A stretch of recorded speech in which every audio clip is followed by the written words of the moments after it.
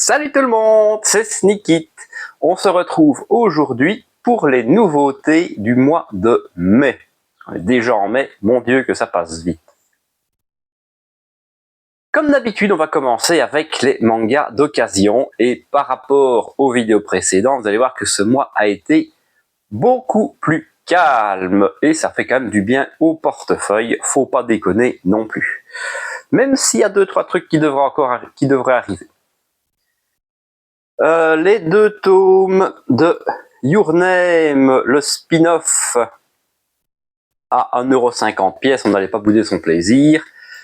C'est peut-être mon film d'animation préféré, donc l'occasion, hop, je rentre des tomes et ça me fait plaisir. En brocante, ce qui est encore plus rare, j'ai trouvé le coffret Pokémon. Alors ça c'est lequel? C'est rouge feu, vert feuille et émeraude. Donc 4 gros tomes. Et j'ai payé ça 10 €. C'est marqué dessus normalement quelque part. Ici, voilà, en neuf. C'est 40 balles. Donc honnêtement, à 10 €, une super bonne affaire. Le coffret n'est pas en parfait état, mais les tomes sont nickel. La dame m'a dit qu'elle ne les avait jamais lus. Donc franchement, très très belle occasion. Et en dernier, on a complété un peu du Hiro Mashima avec les 4 tomes de Monster Hunter Orage. C'est la première édition, donc c'est toujours disponible, mais il y a une autre édition maintenant. Le titre, par exemple, n'est plus le même. Enfin, le titre est toujours le même, mais pas la police d'écriture, dirions-nous. Les 2 tomes de Monster Soul, qui vient d'être réédité en un gros one-shoot, si je ne dis pas de bêtises. C'était clairement le mois de Mashima, vous allez le voir. Et les 2 tomes de Mashima N, qui reprennent plein de petites histoires que l'auteur a fait au début de sa carrière, notamment la création de Plou. Voilà, pour les occasions, c'est déjà fini. On va voir les séries qu'on a complétées. Ça aussi, ça va aller très vite, puisqu'on a simplement fait la mise à jour de les gardiens de la galaxie, les héros de la galaxie, bon, Gardiens de la galaxie c'est autre chose, avec les tomes 13 à 18, 20, 21 et 22. C'est du space opéra, stratégie militaire, quête de vengeance, tout ce que j'aime dans l'espace. Ça marche très très bien. Le tome 23 était sorti, c'était l'occasion d'en profiter pour boucher les trous. Voilà, sans plus tarder, on va passer aux sorties du mois. Chez Soleil Manga, le tome 12/14 de Insomniac. Une petite série très chill de romance que j'aime beaucoup, avec un dessin plutôt sympathique, ma foi. Ensuite, chez Crunchyroll, le tome 16 de Chainsaw Man, dans sa version, ce qu'on peut appeler scène collector, enfin édition limitée, couverture métallisée. Bon, c'est joli, j'aime encore bien. J'ai l'impression que comme One Piece a commencé à le faire, les gros éditeurs se disent qu'ils feront peut-être bien pareil. Bon, après pourquoi pas, moi j'aime bien le métalliser, ça fait joli. Chez Doki Doki, le tome 18 de Classroom for Heroes, un bon petit échi comme on n'en fait plus. Ça vole pas très haut, mais ça se laisse lire et c'est sympathique. Chez Ankama, une maison d'édition que j'aime pas forcément, mais on a le spin-off de Radiant. Radiant, c'est mon manga français préféré. Je le trouve exceptionnel, mais le rythme de sortie est très très lent malheureusement. On a un tome par an à tout casser. J'ai pris le spin-off pour goûter, je ne sais pas ce que ça vaut. Je sais que ce n'est pas dessiné par Tony Valente, mais que c'est normalement juste scénarisé par lui. Maintenant, très honnêtement, dites-moi ce que vous en pensez en commentaire, ça me fera beaucoup rire. J'estime que je préfère avoir 2 tomes par an de Radiant plutôt qu'un spin-off. Si tu as du temps à perdre, autant faire avancer l'histoire principale. Même critique pour les Dreamland, hein, je veux dire, finis ton histoire et après tu referas les premiers tomes en plus joli si ça t'amuse. Mais faire avancer l'histoire, c'est quand même le principal. Après, je sais bien que les auteurs français n'ont pas 40 assistants comme au Japon, mais voilà, on peut pas tout avoir non plus. Hop là. Alors, chez Ototo, sort pas très souvent non plus chez eux. Le tome 7 de la partie 4 de Re:Zero, l'histoire de ce héros qui remonte, dont le seul pouvoir est de remonter le temps chaque fois qu'il se fait buter. C'est pas mal, c'est sympathique et ça change des isekai classiques. Le tome 2 de Wolf and Parchemin, qui est la suite de Spice and Wolf, donc le tome 2. Ça fait très longtemps aussi cette série, mais 10 ans à sortir. C'est dommage, que c'est assez atypique. On est sur du médiéval, mais là on va plutôt parler de commerce et de géopolitique. Un isekai qui fait toujours plaisir. C'est comment encore? Reincarnated as a sword. Le héros s'est réincarné dans l'épée. Le héros, voilà, il est là, c'est lui. Ça, c'est juste son utilisatrice. C'est sympathique. Honnêtement, c'est le genre de manga où je me suis dit à l'origine, qu'est-ce que c'est que cette merde? J'ai fait l'effort de regarder l'animé pour m'en faire une idée. Au final, bah, j'ai bien aimé, voilà, je suis bon client. Celui-là passe encore, celui où il se réincarne en distributeur de conneries, celui-là ça passe vraiment plus. Je veux bien, mais il y a des limites quand même à la connerie. Encore une fois, goût personnel. Chez Delcourt Tonkam, on est déjà au tome, ça c'est le 10 de World's End Harem Fantasy. Donc ça n'a rien à voir avec le World's End Harem, si ce n'est le thème. J'avoue que je préfère celui-là. Non, on va pas l'ouvrir, c'est pas une bonne idée. Pour deux raisons. Déjà, je préfère le côté médiéval fantastique que le côté post-apocalyptique, on va dire, post-virus, appelez ça comme vous voulez. Et puis, il y a un peu moins de cul, et ça fait quand même plaisir d'avoir une histoire où c'est pas juste de la baisse toutes les deux pages. Très honnêtement. Le tome 12 de Arifureta de Zéro à Héros, un isekai classique, histoire de vengeance, héros surcheatés et harem. Tous les cas sont remplis. Mais parce qu'on est un gros pigeon, on prend aussi le spin-off avec Arifureta Origin, tome 7. Au moins celui-là a le bon goût de ne pas... Enfin, ils sont surcheatés, mais c'est pas un isekai puisque c'est les persos d'origine de leur monde. Et il n'y a pas ce côté harem, ni vengeance, ni rien, juste une quête. Mais évidemment, on sait ce qui va se passer, puisque on a lu l'histoire de base. Hop là. Chez Komiku, le tome 19 de Pétale de réincarnation, une sorte de battle royale entre grands hommes. Grands dans tous les sens du terme. C'est plutôt sympathique, c'est une bonne petite série que moi je vous recommande de découvrir. Si vous aimez tout ce qui est un peu Battle Royale à la Valkyrie Apocalypse, c'est très bien. Un isekai qui sort du lot, Faraway Paladin, on est aussi sur le tome 12, hein. X bâton. Il est vraiment excellent. Dans les isekai, c'est vraiment ce qu'on fait de meilleur. Et là, on est sur une bataille dantesque. Le héros contre un gros dragon du chaos, de la fin des temps, de la mort qui tue. C'est un très très bon isekai. Franchement, je vous le recommande. Chez Vega Dupuis, de l'atypique. Je pense qu'on en voit pas. J'ai jamais vu quelqu'un en parler dans une de ses vidéos. C'est le tome 9 de Deep Sea Aquarium Macmel.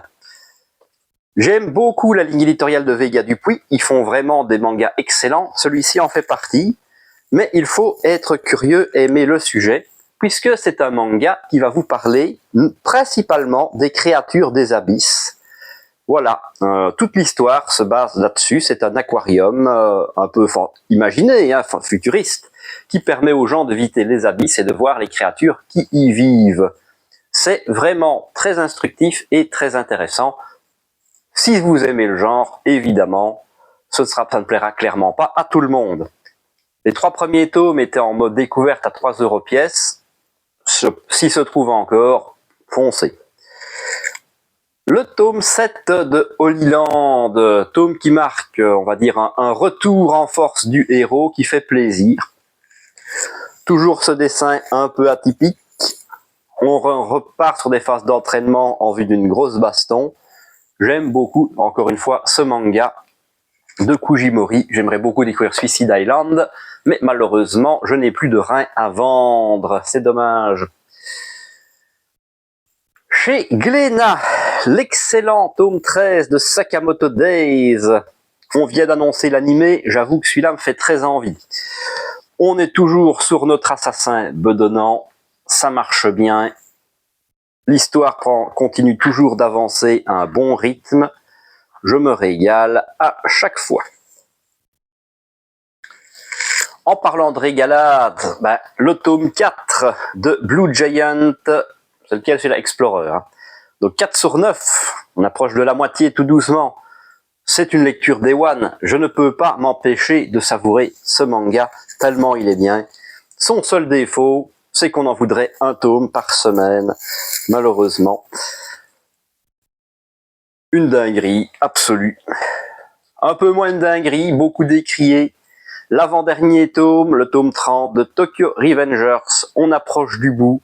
On a encore eu droit à une révélation de ouf gueudin. Voilà, vous connaissez, normalement, tout le monde en a parlé. C'est du classique, ça marche bien. Ça me fait penser que j'ai pas attrapé la suite. Ce sera pour plus tard. Voilà, on va voir comment ça va se conclure. Beaucoup de gens disent que le dernier arc ne sert à rien. Je suis assez d'accord là-dessus. Mais bon, voilà, du Furio, on n'en a pas beaucoup non plus. Si on boude à chaque fois qu'on en a, c'est quand même pas cool. Hop là, ça c'est une grosse pièce. Alors, chez Panini, le tome 9 de Shut-Hell. Toujours les gens qui essayent de s'échapper de l'armée mongole. Le prince qui s'est fait attraper. Ça reste dans la continuité des autres. Ils essayent de se regrouper, c'est sympathique, c'est la guerre. On voit la grande muraille de Chine, toujours drôle aussi ces petits côtés historiques. J'aime beaucoup, et on n'est pas loin de la fin, il y a 14 tomes, quelque chose comme ça. Encore une série presque terminée, puisqu'on est à l'avant-dernier tome, le tome 11 de Lone Wolf and Cub, le gros pavé qui fait son poids et ses 300 pages. C'est quand même du tome triple. C'est toujours aussi beau et aussi bien. Voilà, ça ne spoil rien et ça c'est pratique. Hâte d'avoir la série complète. C'est vraiment une œuvre de qualité. Et je vous le dis, c'est un truc que vous ne reverrez plus avant longtemps. Vu les coûts de stockage et vu que ça prend de la place chez les libraires, c'est une série qui va disparaître. Et comme les Aria The Masterpiece, si vous ne les prenez pas maintenant, vous le regretterez amèrement. Si évidemment vous êtes fan de manga de samouraï. Chez Nobinobi, le tome 16 de Horimiya, c'est le tome qui est censé terminer l'histoire, mais il y aura un tome 17. J'avoue que j'ai pas très bien compris non plus le système. Le tome 17 doit sûrement être une petite side story ou un spin-off. Je suis pas à ce niveau-là dans ma lecture. Je vous en dirai plus quand je les aurai finis éventuellement. Et le tome 9 de By the Grace of the Gods. Un petit isekai, chill, tout mignon, avec des slimes. Plein de slimes, des slimes qui font tout, qui soignent, qui nettoient, voilà. C'est très sympathique. Ça reste dans la ligne éditoriale de Nobinobi. C'est une maison d'édition que j'aime beaucoup, qui est très sur le gentillet, le mignon. Jamais rien vu de gore chez Nobinobi. Ce n'est pas pour me déplaire. Hop là.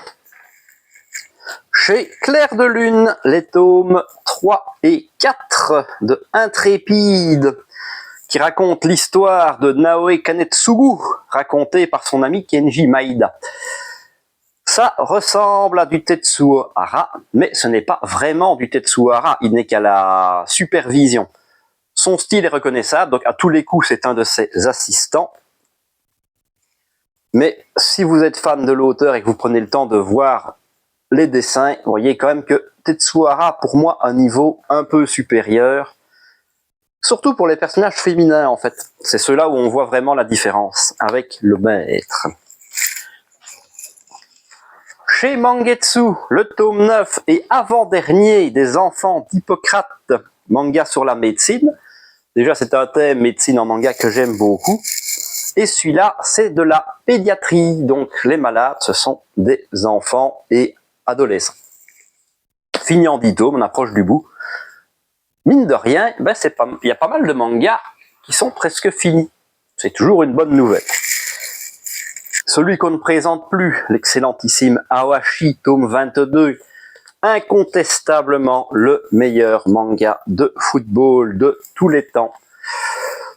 Moi, je suis team Awashi. Blue Lock, ça ne m'intéresse pas, je n'aime pas ça. Le foot, c'est du collectif, c'est de l'esprit d'équipe, c'est de la camaraderie. Alors, le côté Battle Royale, merci, mais non merci. Encore une fois, chacun ses goûts. Si vous êtes team Blue Lock, dites-le en commentaire. Chez Manabooks, Bofuri, je ne suis pas venu pour souffrir, alors j'ai tout mis en défense. Oui, c'est le titre. C'est un manga de type jeu vidéo, avec ce petit personnage. Elle est où? On la voit plus. Elle est là, elle est en tout petit. C'est l'héroïne, elle est toute mignonne, elle joue en faisant un peu tout et n'importe quoi, et ça marche, et elle devient surcheatée. Parce que c'est toujours bien d'être surcheaté. Le tome 7 de Villageois Level 999. Pareil, jeu vidéo, sauf que là le mec est dans un monde de jeux vidéo, c'est pas quelqu'un qui le joue. Il a réussi à devenir très puissant alors qu'il a une classe toute pourrie, celle du villageois. Et ici, son but c'est d'arriver à faire la paix entre les humains et les démons. Parce qu'un monde où tout le monde il est beau, tout le monde il est gentil, c'est quand même beaucoup mieux qu'un monde où il y a la guerre et on se tape dessus. Chez Kabooks, le tome 13 de Solo Leveling. Je suis pas très... Comment c'est encore ça? Webtoon, voilà. Mais j'avoue que celui-là, c'est celui qui m'a fait plonger. Il est vraiment très très bon, sens de lecture français, full couleur, le prix aussi, full couleur, ça se paye malheureusement. Mais c'est excellent et ça se termine en 20 tomes.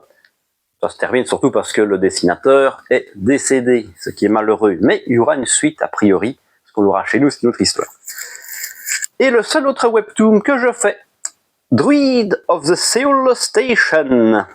Et oui, Séoul, c'est des manoirs, ça se passe toujours en Corée, ces machins-là. On est à peu près sur le même style, vraiment, que Solo Leveling, avec des portails remplis de bestioles qu'il faut aller buter, et le héros qui, lui, a été emporté dans un portail, il s'est entraîné pendant 1000 ans, il revient, et il est complètement fumé. C'est encore plus vrai dans ce tome-là, mais c'est sympathique. Si vous aimez bien Solo Leveling, il y a des grosses chances que celui-là vous plaise pas mal. Chez Casterman, Saka Édition, nous avons le tome 4, aussi un gros pavé, mais beaucoup plus petit, un format standard, de l'habitant de l'infini, toujours aussi bien. Comme des pages qui peuvent pas se montrer, mais voilà, un petit style de dessin très sympathique de Samura. J'avais pas les anciennes éditions, c'était le cas de se lancer là-dessus, et je ne regrette pas. Toujours chez Casterman, une série qui se termine, le 12e tome de Pline, presque 2 ans pour voir ce tome, nom de Dieu, qu'est-ce que c'est long. Qu'est-ce que c'est ce manga? C'est par l'autrice des assez connus, Thelma Romaye, Olympia Kyklos, mais celui-là, il n'y a aucune histoire, aucun fantastique là-dedans, des dessins de dingue, et c'est simplement l'histoire de Pline, celui qu'on appelle Pline l'Ancien, qui est un naturaliste, un savant, si vous voulez, de la Rome antique, qui a vécu sous Néron, et qui est mort pendant les incidents de Pompéi, donc en 79 après Jésus-Christ.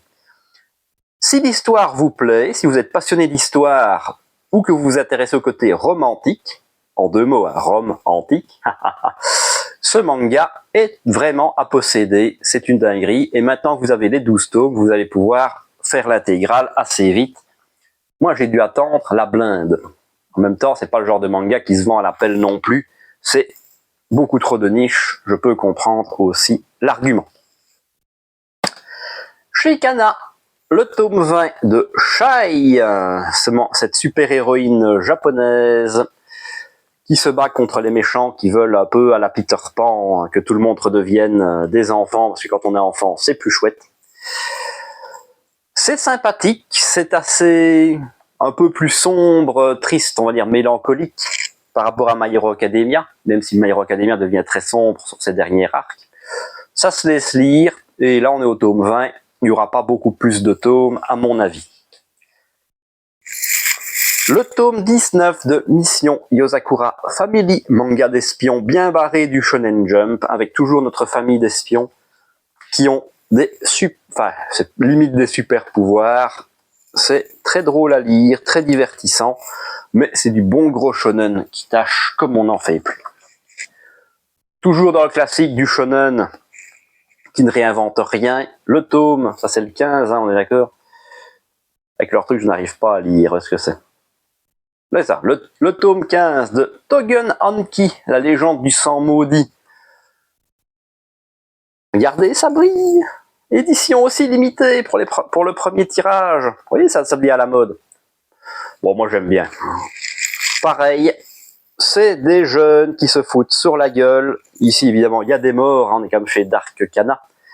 Mais c'est les classiques, c'est les Oni contre les Momotaro. Sauf que dans l'histoire folklorique, les Oni, c'est les démons, c'est les méchants. Les Momotaro, c'est les gentils. Ici, originalité, on inverse les rôles. Les Oni sont les gentils persécutés, et eux ont des pouvoirs où ils maîtrisent leur sang pour faire des effets plus ou moins badass.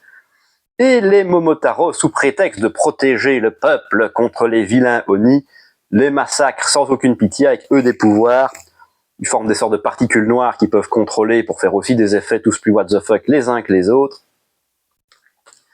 Mais évidemment, pour protéger soi-disant les populations, ils n'hésitent pas à torturer, massacrer femmes, enfants, sans aucune pitié. Voilà, bon, si vous n'aimez pas le sang, ça va être compliqué ce manga. Un manga de zombies, Unwritten Bucket List of the Dead. C'est plutôt rigolo. C'est un héros qui est en burn-out et qui pour qui l'apocalypse zombie est la meilleure nouvelle de tous les temps, puisque ça va le changer de son quotidien morose. Ça se laisse lire, c'est plutôt sympathique. Je ne suis pas à jour dans ma lecture sur celui-là, mais c'est quelque chose que je rattraperai assez vite. Ça se lit très rapidement. Autre manga qui se lit très rapidement, peut-être trop rapidement, le tome 12 de La Voix du Tablier chez Big Kana. C'est un Yakuza homme au foyer. C'est très drôle à lire, j'aime bien, mais le coup de gueule, c'est qu'on est sur un manga à, je pense que c'est plus de 8 €. C'est très très peu épais. En titre de comparatif, tiens, si je prends le Tokyo Revengers, c'est plus fin qu'un Tokyo Revengers. Et ça se lit en 15 minutes, quoi, donc le rapport qualité-prix, il est quand même pas dingue. Hop là. Chez Kurokawa, le tome 4 du spin-off de Goblin Slayer, Daikatana, ça veut dire grosse épée. C'est l'histoire de la chute du Seigneur du Mal, dont on a vaguement parlé dans Goblin Slayer, et c'est le seul spin-off où on ne voit pas du tout le crève-gobelin et ses copains. Le tome 14 de 008, Apprenti Espion, manga d'espionnage, c'est à la mode, surtout par Spy X Family. Sauf que celui-là, évidemment, est très dans le ecchi, comme l'auteur l'aime bien. C'est pour ça qu'on va pas montrer de page non plus. Le tome 9 de Call of the Night, manga de vampire, très original, très sympathique. Un dessin atypique que j'aime beaucoup. Et en plus, pour le moment, vous avez une offre où en goodies, il y a une jolie petite boîte à thé à récupérer. Du plus bel effet, j'aime encore bien. C'est un manga à découvrir si vous aimez bien le côté vampire. Encore un manga, pour moi, exceptionnel. Le tome 11 de Oshinoko. Lisez au moins le tome 1. Si à la fin du tome 1, vous n'avez pas pris une claque, je ne comprends pas. Il y a aussi l'animé, la saison 2 est annoncée. C'est un manga à la fois de réincarnation, de vengeance, qui parle aussi du monde des idoles. Donc à la fois on découvre le côté pop idole japonais, très intéressant, mais plus les tomes passent, plus la quête de vengeance prend place et plus le manga s'obscurcit, au point où on se demande si on peut avoir un happy end, et on commence très sincèrement à en douter. J'en avais parlé tout à l'heure, le tome 23, le dernier sorti des Héros de la Galaxie chez Kurokawa, toujours. Et en dernier, non des moindres, le tome 1 de Ansel Sakamichi. Celui-là, on va peut-être s'attarder un petit peu dessus. J'aimerais bien faire la pub de ce manga. Première chose à savoir, il n'y a pas de jaquette. C'est du cartonné. C'est du cartonné, pourquoi ? Pour essayer de réduire les coûts. Une deuxième façon de réduire les coûts, ici, vous voyez que c'est aussi en partenariat avec l'équipe. Donc, parce que c'est un manga, évidemment, de cyclisme de sport. Et il y a actuellement au Japon 89 tomes. Tada! C'est du bon gros shonen avec un héros qui est un geek, qui n'y connaît rien au cyclisme. Dans les dessins, évidemment, sur un tome 1, elle laisse un peu à désirer. L'animé est beaucoup plus joli. Moi, je l'ai connu grâce à l'animé. Et lui, son truc, c'est d'aller à Akihabara en vélo. Sauf que, il y a 20 km, c'est quoi? C'est 20 ou 40? Ouais, je crois que c'est plus de 20 km à l'aller et 20 km au retour. Donc, à force, il est devenu super balèze en vélo, sauf qu'il n'a jamais fait du vrai vélo de course. Et donc, quand on commence à l'entraîner, il devient plutôt fort assez vite. Toutes les codes du shonen sont dedans, les entraînements, le dépassement de soi, le rival, les gentils, les gros méchants qui trichent. C'est fort sympathique. Maintenant, voilà, 89 tomes, c'est pour beaucoup. On n'est même pas sûr de tout avoir. Je vous explique. Même principe que pour Hajime no Ippo, ils vont le faire par saison. La première saison, ce sera 27 tomes. Je suppose que ça va faire la première année scolaire pour ceux qui ont un peu suivi jusqu'au au tournoi interlycée. Et si ça se vend pas, ça s'arrêtera là. Donc on vous garantit qu'il y aura 27 tomes, qu'il y aura une conclusion satisfaisante, mais si ça marche pas, ce sera fini. Dommage. Au moins on est prévenu. Kurokawa a l'honnêteté de le dire. On est aussi sur du manga moins cher, on est sur du 7 € le manga. Mais pour un manga quand même sans jaquette, j'aurais quand même voulu peut-être voir un manga à 6 €, voire un peu moins. Dans les 6 €, j'aurais rien dit. Là, c'est peut-être encore un poil cher pour ce que c'est. Mais honnêtement, je pense qu'il faut soutenir les maisons d'édition parce que c'est quand même couillu de leur part de nous proposer une série aussi longue. Moi, j'aime bien en tout cas. Je suis toujours friand de manga de sport. Hop là. Chez Kiyun, le tome 6 de Akane Banashi, toujours manga sur le Rakugo. Ça a fait du bruit quand c'est sorti. Maintenant, on en parle un peu moins. J'avoue que moi, j'aime bien. J'ai d'ailleurs commencé le Rakugo à la vie à la mort pour comparer. C'est pas le même budget. Le tome 3 de Kindergarten War. C'est assassins, tueurs à gages qui sont engagés comme enseignants de maternelle pour protéger des gamins d'hommes politiques, notamment. C'est barré, c'est rigolo. J'ai pas encore eu le temps de le lire parce que je les ai rentrés ce matin. Et que c'est théoriquement même pas encore censé être sorti, ça sort la semaine prochaine.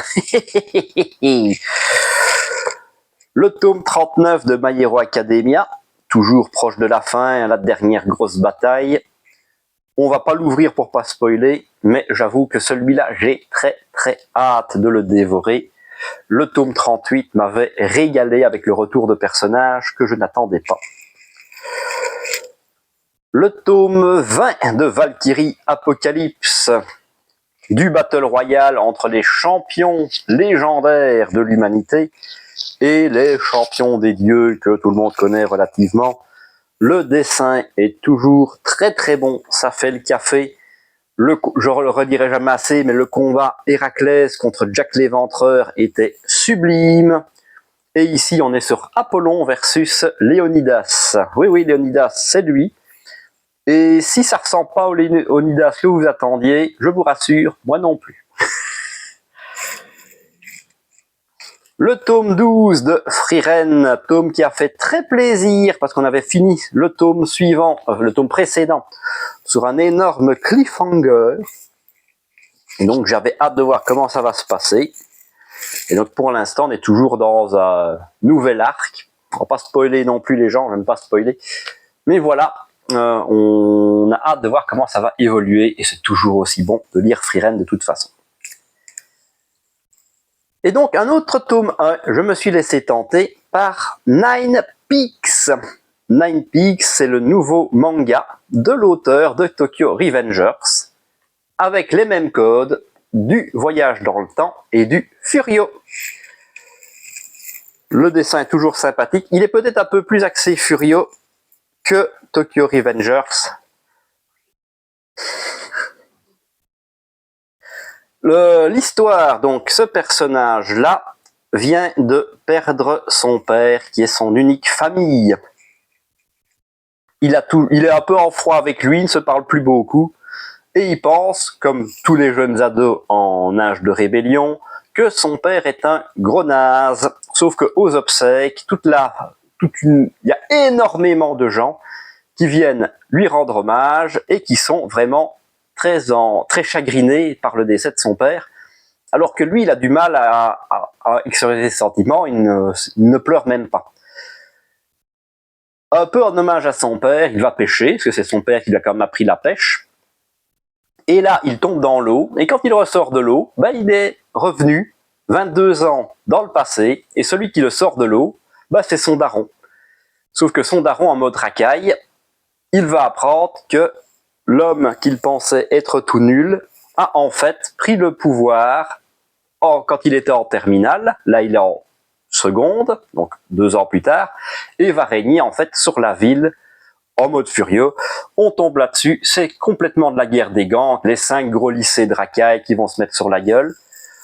Je pense que les fans de Furio pourraient trouver leur compte dedans. J'ai hâte de voir comment ça va évoluer, en tout cas le premier tome m'a beaucoup plu. Donc, on approche du bout. On est chez Pika avec le tome 8 de Under Ninja. Ce tome est une dinguerie. L'auteur a des grosses couilles. Je vais franchement pas en parler, ça spoilerait, ça vous gâcherait beaucoup trop de choses. Est-ce qu'on peut montrer 2-3 trucs? Ouais, des petites pages sympathiques, le dessin est toujours aussi bon. Moi, j'y comprends pas grand-chose. J'ai enchaîné la lecture de plusieurs tomes pour essayer d'être dedans. Il y a beaucoup d'informations. Je pense que c'est une série que je me relirai quand j'aurai l'intégrale, histoire d'essayer d'en comprendre toute la subtilité. C'est mon premier manga de l'auteur, je n'avais jamais lu I Am a Hero, et vu les tarifs, je ne le lirai sûrement jamais. Mais voilà, j'aime beaucoup, et j'y comprends rien. Le tome tombé. Le tome 14 de A Couple of Cuckoos. Toujours cette petite comédie romantique qui marche bien. Je suis pas très à jour, mais je ne m'inquiète pas là-dessus. Le tome 6 de Goddess Café Terrace par Kuji Seo. Encore un tome très sympathique qui se la joue harem. Et on vient encore de doubler le nombre de filles dans le manga. Donc pourquoi pas, hein, maintenant il en a 10 pour lui tout seul. Le tome 5 de All Out, manga sur le rugby. Je l'avais déjà dit dans une vidéo précédente, c'est un manga de sport où il faut lui laisser sa chance. Le dessin est très sympathique, mais c'est vraiment avec le tome 3 que le manga va commencer à prendre toute sa saveur, sachant qu'on est parti sur quelque chose comme 27 tomes. Le tome 3 de Thunder 3. On me dira ce qu'on voudra, je suis sûr que Hiroya Oku, l'auteur de Gantz, est quelque part dans le coup.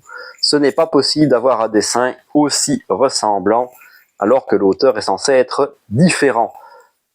En tout cas, moi, je me régale, c'est vraiment un très bon manga de science-fiction. Retour en force de Hiromashima avec le tome 13 de Fairy Tail, la quête de 100 ans, le spin-off, scénarisé par lui, mais pas dessiné par lui. Honnêtement, dans la catégorie spin-off qui poursuivent leur histoire, celui-ci est peut-être un des meilleurs. En général, les spin-offs sont décevants. Celui-là amène des choses quand même intéressantes et essaye de répondre à des questions qu'on avait encore malgré la fin de Fairy Tail. Le tome 29 de Eden Zero. Voilà, on approche de la résolution finale, on va dire. C'est le dernier arc. Beaucoup de gens commencent à se lasser aussi. Moi, j'aime toujours aussi bien. C'est sympathique. Maintenant, c'est toujours du Hiromashima. Et avec Hiromashima, les gens qui meurent, ils finissent toujours par revenir d'une façon ou d'une autre. C'est toujours vrai. Peut-être pas forcément, parce qu'ici, dans Death Rock, des gens qui meurent, il y en a beaucoup. Donc le tome 1, c'est le nouveau manga de Hiromashima. Ça se passe dans le monde des démons, une école de démons, pour apprendre à devenir le roi démon. Le héros a pour but de tuer Dieu, qui est le directeur de l'école. Voilà, pourquoi pas. C'est bourré d'hémoglobine. Mashima lui-même avait dit que c'était assez loin de ce qu'il faisait d'habitude. C'est vrai. C'est beaucoup plus gore et gratuit que ce qu'il a l'habitude de faire. Maintenant, voilà, on reconnaît son style. Ça, clairement, c'est encore un clone de Natsu à peu de choses près. Je suis pas hyper fan de ce que j'ai lu pour le moment. Ça va vite, c'est brouillon, ça tue des gens pour rien. C'est quand même pas dingue. On va voir ce que ça va donner. Dans le tome, ici, dans ce tome-ci, il disait qu'il en avait marre des grosses séries, que la prochaine serait une petite série. Si c'est une petite série, pourquoi pas. En même temps, je vois pas comment il va tirer 50 tomes de ça. C'est quand même assez spécial. Pareil, si vous l'avez lu et que vous avez bien aimé, n'hésitez pas à m'en faire votre retour et on en discute, ce sera toujours appréciable. On termine avec Meian, parce que Meian nous sort du lourd en cette fin de mois. On a le tome 4 de la dresseuse sans étoile, parcourt le monde pour ramasser des déchets. Dans le genre tome long, on n'est pas loin de Bofuri non plus. C'est un petit isekai, hein, mais le perso n'est pas cheaté. C'est une petite fille, c'est tout mignon. Elle a un slime magique qui soigne les blessures. Pour l'instant, on la prend toujours pour un garçon. C'est chill. On peut pas le décrire différemment. Hein. Il se passe rien de bien méchant. C'est sympathique. J'aimerais bien que l'histoire évolue peut-être un petit chouïa plus vite. Mais voilà, c'est une très bonne lecture. Le tome 6 de Succubus and Hitman qui va lancer un nouvel arc à la poursuite de celui-là, le chinois maléfique. C'est dans la catégorie d'Eitan de chez Meian, donc il y a pas mal de cul dedans, c'est pour ça que je ne vais pas vous montrer des pages, je crois que... ouais, non. Hop, voilà, évidemment, ça parle de succube, donc forcément... il va y en avoir. Et puis c'est violent aussi, c'est très violent. Un isekai, ma foi, fort sympathique avec les tomes 11 et 12 de How Not to Summon a Demon Lord. Un petit isekai très sympathique avec le personnage qui se réincarne dans son jeu vidéo, qui est badass et surcheaté, et qui a son petit harem qui va bien. Ça se laisse lire, c'est agréable. De toute façon, Meian, les isekai, c'est quand même une de leurs marques de fabrique. Hop là. Avant, on va garder le meilleur pour la fin. Le tome 7 de Nos différences enlacées. C'est un manga mais grand format. Encore une fois, hein, Tokyo Revengers devant. Hop. Vous voyez, il y a une belle différence. Et c'est un Yuri. Donc Yuri, un romance entre filles. C'est pas le meilleur, ça se laisse lire. Le problème, c'est qu'ils ont suivi plusieurs petits couples qui sont tous dans des relations femme-femme, et on a quand même l'impression, c'est pas j'avais déjà vu ça dans une autre vidéo, je suis totalement d'accord avec cette personne-là, même si je ne sais plus qui c'est, que dans cet univers-là, tout le monde, enfin toutes les femmes aiment les femmes, ta voisine, ta petite sœur, voilà, tout le monde. Et donc, vous en doutez, hein, vous en doutez, les autres sont là, ils sont là, c'est joli. Là, nouvelle saison de Baki, The New Grappler, avec les tomes 1, 2, 3 et 4 de la baston complètement barrée, avec des mecs, c'est limite, on se demande s'ils n'ont pas des super pouvoirs.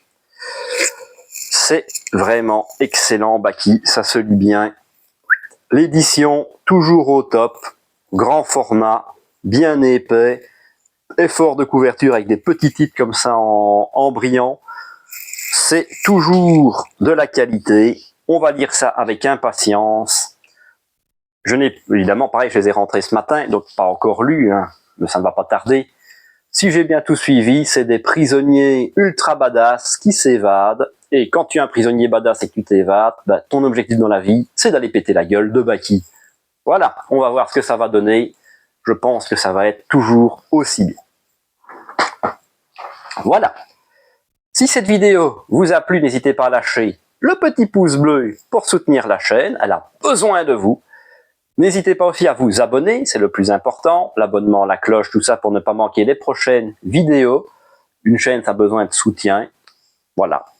Et surtout, le plus important, et pour moi le plus fun, c'est n'hésitez pas à donner votre avis, encore une fois dans les commentaires. Vous lire et vous répondre, c'est la meilleure partie du boulot. En attendant une prochaine vidéo, je vous dis à la prochaine!